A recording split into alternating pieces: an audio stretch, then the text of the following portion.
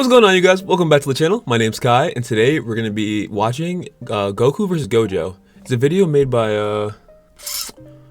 ToasterXD. Shout out to him for the video. And I don't know, I get a lot of these comparisons like pretty often. I don't really know how I feel about like the newer animes and these comparisons. Like people think that Gojo and like who else from these new anime, I don't know, like My Hero stuff can beat like any of these OGs like Goku or Luffy or Naruto. That's sort of weird stuff, and like, you know, I can kind of get behind it, but at the same time, like, there's just levels to this anime stuff. Like I made in that Kaido versus Broly video, which if you haven't seen, you should go check out. I don't know, there's just levels to this. Like a lot of these older animes are written in a way that like these characters are just incredibly powerful. Like they in their verses and in other verses. Like I just can't see how Goku could possibly lose to anybody in just about any other anime universe. Like, Mans can literally destroy a universe. Like, he's, you know, in his sleep. So, I don't know. Let's get into the video. Let's see what the guy's talking about. Goku versus Gojo. Probably one of the biggest anime debates in Don't forget to like, history, subscribe, and comment. rivaling the likes of Goku versus Saitama, which if this video gets 100 likes, I'll do. The reason this is one of the biggest debates in anime is because of Gojo's hacks like Limitless. And in this video, I'm going to be going over how Goku would fare up against that. That would be the only thing, is his infinite domain would be the only problem that Goku can have. I just feel like Goku would be able to kill him faster than he can open his infinite domain, you know what I mean? I don't know. Who would We haven't seen enough of him why? yet. Gojo is a character that comes from a series known as Jujutsu Kaisen, where he's displayed feats that can easily put him at island level, and using Dagon's domain expansion, which you could highball to star level, depending on whether you think this glare in this panel is star and level SXP is going off many calculations that have been made for Jujutsu Kaisen. While Goku has beaten characters with enough power to destroy planets, stars, solar systems, galaxies, and even universes and more, with speeds surpassing the speed of light by massive margins, taking in the fact that Goku was able to travel through hell, which has been calculated at 4.38 quadrillions of times faster than light in his base, not accounting for his other Super Saiyan transformations, making him far. People fail to realize that during that fight with Jiren, when Goku was fighting Jiren in the Universal Tournament, when they collided, they created a separate universe below them. Like, huh? What? Faster than Gojo. So you might be wondering, why do people think that Gojo has a chance of beating Goku? And it actually comes from Gojo's hacks. There's no regular attack, and it's because of his ability Limitless. In Jump Giga Summer, a lecture was given by two special grade mathematicians and the Jujutsu Kaisen editor, Mr. Takano. They theorized on how Gojo's ability works, using in real life science and math, saying, end quote, Gojo creates an infinity space between him and his opponent, rapidly slows down the movement of his abilities approaching him. As a result, they can never touch his body, which can be explained with the tortoise paradox, which Gojo even gives reference to in the manga. The paradox proposed by an ancient Greek philosopher named Zeno, given the idea that if Achilles could erase a tortoise given a head start, he would never reach the tortoise, due to there being an infinite number of steps he would have to take.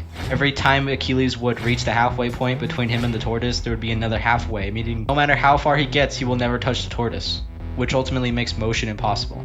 And since technically you could reach point B from point A in ways that his abilities describes, things natural negative numbers and impossible situations like -1 manifest, meaning his ability can create impossibilities, meaning Zeno's paradox is real inside Gojo's ability. Bringing the idea that you have to take an infinite number of steps to reach the tortoise. You then in turn would need to take an infinite number of steps to reach Gojo. And this isn't even accounting for his red and blue technique, or even his limitless void for that matter. These attacks work on a molecular level, granting him durability negation. So how does Goku fare up against hacks like these in any way? So now that I explained all of Gojo's abilities of Limitless, explaining the convergence of an infinite series of Achilles and a tortoise paradox manifested, explaining the convergence of an infinite series of the Achilles and a tortoise paradox, which makes this fabricated infinity between any person or thing. I've seen the argument going around that Goku could just use instant transmission to bypass this infinity, which is an interesting take on this, not a bad point. With teleportation being defined as instantaneous. Seeing as though Gojo's barrier is infinite, you can argue that Goku's instant transmission won't work by saying that he's never been shown to cross an infinite distance. You can kind of counter this argument by saying that Goku would only need to sense Gojo's energy across this distance. Yeah, I was about to say, Goku's teleported to people that he hasn't seen before. He can just feel them forever away and teleport there. Like, huh? The only time instant transmission was defective was in the case that the person he was trying to reach didn't cast enough energy for Goku to sense and ultimately travel to.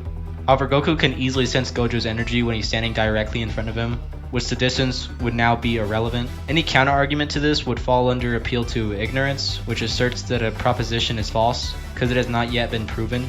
Which basically just means that instant transmission hasn't shown to work on an infinite distance, doesn't mean it can't. Gojo has a plethora of durability negating abilities such as red and blue, advanced limitless techniques.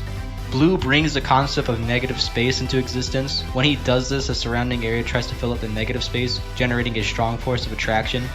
He's able to make people's bodies implode by channeling reverse cursed energy. Gojo can use red. Red works as bringing the divergence of infinity into reality, creating a repel effect. Hollow purple is the combination of the two. The fusion of the convergent and divergence creates a collision of both infinities, creating an infinite imaginary mass. I mean, pretty much just erasing whatever. The scenes in this anime are really sick though. Like Gojo does look like a fly. He looks like a fly version of Kakashi. I know it's a hot take, but I don't know. The animations in it, I don't know, just the way his stances and everything, he looks fire. Granting a durability negation. High key. However, Goku would not be affected by these abilities, seeing as though Goku was able to resist the erasure of Hakai, the same energy that can erase intangible beings, such as Ghost, out of existence, and even work on a fourth dimensional level. Abilities that work on a molecular level won't have any effect on someone who can survive fourth dimensional existence erasure. However, Gojo's Infinite Void is a whole nother story. Gojo's Infinite Void presents the target with limitless information, compelling them to see and feel all the information of the universe, which causes a state of paralysis from all the infinite knowledge, and just eventually causing them to die slowly. Getting caught in this domain will probably be fatal for Goku. However, you could make the argument that since Goku has Ultra Instinct, he can still fight, seeing as though Ultra Instinct allows the user to move and react while being completely unconscious of anything but the fight. Goku has the ability to attack through the infinite barrier itself. Yeah, Gojo's ability works on the time and space level. Although passive, Goku can literally just punch through time and space. Goku was able to blast hit in a different dimension of time and space. He wasn't even in the same space-time as... That shit right there is crazy. Hit can stop time. Goku punched through stopped time. Okay. I rest my case. Jiren was able to do this with raw punches. It would escape Hit's pocket dimension, and Jiren would just punch through it. And Goku, obviously scaling far beyond Jiren now. The manipulation of time and space that Gojo is doing, Goku can just counteract this by punching through the time and space itself. Overall, in the battle between Goku and Gojo, using all this information, Goku's probably going to come out on top. But honestly, I'd like to hear what you guys have to say. And I have a Archie Sonic video coming very soon, so stay tuned for that. Sick. With that out of the way, bye. That was a pretty sick video. And I agree with him. I agree with all his points. Like, yes, Gojo is incredibly strong, but Goku, like I said earlier, is on a completely different level. Like, his strength is unfathomable. Like, Mans can literally destroy universes. He can move faster than the speed of light. Mans can move faster than time itself. Like, I don't see how anybody, anywhere, in any anime, at any time can beat Goku. You know what I mean? And, like, Goku isn't even the strongest character in his universe. So, I don't get it. The comparisons are fun to a point, you know what I mean? Because Dragon Ball Z characters just stomp. They stomp, simple as that. But let me know down in the comments what you guys think. Comment down below if you guys think anybody anywhere else in the Animeverse can beat Goku. And let me know who you guys think can.